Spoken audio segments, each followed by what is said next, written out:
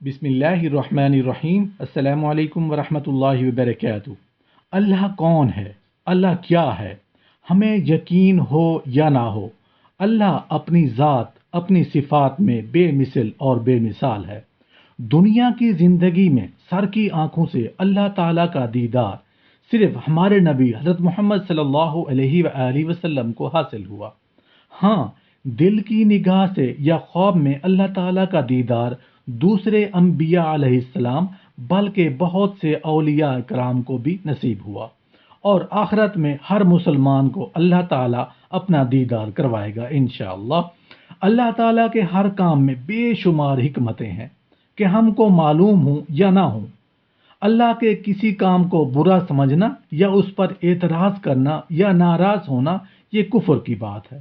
اور یہ ہمارا پکا ایمان ہونا چاہیے کہ جو کچھ اللہ تعالیٰ کرتا ہے وہی اچھا ہے، ہماری سمجھ میں آئے یا نہ آئے، کیونکہ اللہ تعالیٰ حکیم، بہت زیادہ جاننے والا اور بہت زیادہ حکمت والا، وہ اپنے بندوں پر بہت زیادہ مہربان ہے۔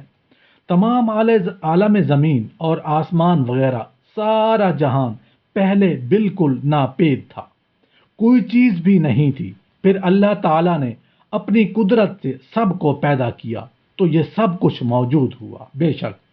جس نے تمام عالم اور دوسرے جہاں کو پیدا کیا اسی پاک ذات کا نام اللہ ہے۔ بے شک وہ کلام فرماتا ہے، لیکن اس کا کلام ہم لوگوں کے کلام کی طرح کا نہیں، وہ زبان، آنکھ، کان وغیرہ سے اور ہر عیب اور نقصان سے پاک ہے، ہر کمال اس کی ذات میں موجود ہے۔ بے شک اس کی سب صفتیں ہمیشہ سے ہیں اور ہمیشہ رہیں گی،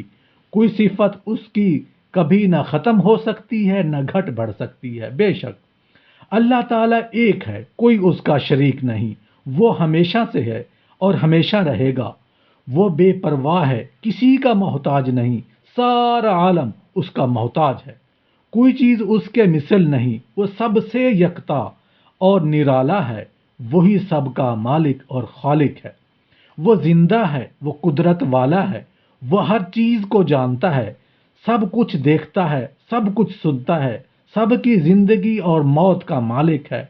جس کو جب تک چاہے زندہ رکھے اور جب چاہے موت دے دے، وہی سب کو جلاتا ہے، یعنی زندہ کرتا ہے، اور سب کو مارتا ہے، وہی سب کو روزی دیتا ہے، جس کو چاہے عزت دے، جس کو چاہے ذلت دے، اور وہ کچھ چاہے کرتا ہے، وہی عبادت کے لائق ہے۔ بے شک کوئی اس کا مثل اور مقابل نہیں، نہ اس کو کسی نے جنا، نہ وہ کسی سے جنا گیا، نہ وہ بیوی بچوں والا ہے،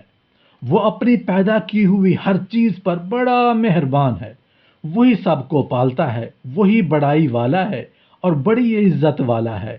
اسی کے قبضہ اور اختیار میں ہے، جس کو چاہے پست کر دے، جس کو چاہے بلند کر دے، جس کو چاہے روزی کم کر دے، جس کو چاہے روزی زیادہ کر دے، وہ انصاف والا ہے، کسی پر ظلم نہیں کرتا، وہ گناہوں کا بخشنے والا اور بندوں کی دعاؤں کو قبول فرمانے والا ہے، وہ سب پر حاکم ہے، اس پر کوئی حکم چلانے والا نہیں، بے شک نہ اس کے ارادے سے کوئی روکنے والا ہے، وہ سب کام بنانے والا ہے، دنیا میں جو کچھ ہوتا ہے اسی کے حکم سے ہوتا ہے، بغیر اس کے حکم کے کوئی ذرہ ہل نہیں سکتا،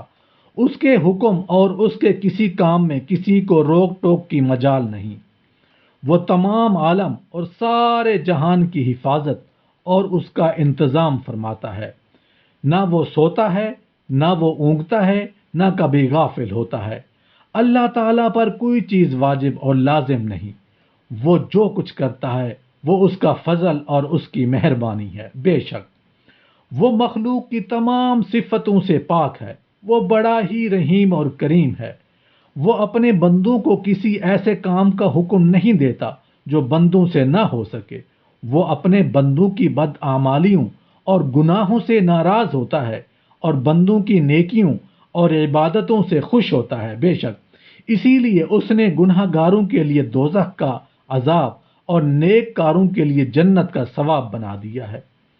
اللہ تعالیٰ جہت اور مکان و زمان اور حرکت و سکون اور شکل و صورت وغیرہ مخلوقات کی تمام صفات اور کیفیات سے پاک ہے، بے شک آمین یا رب العالمین.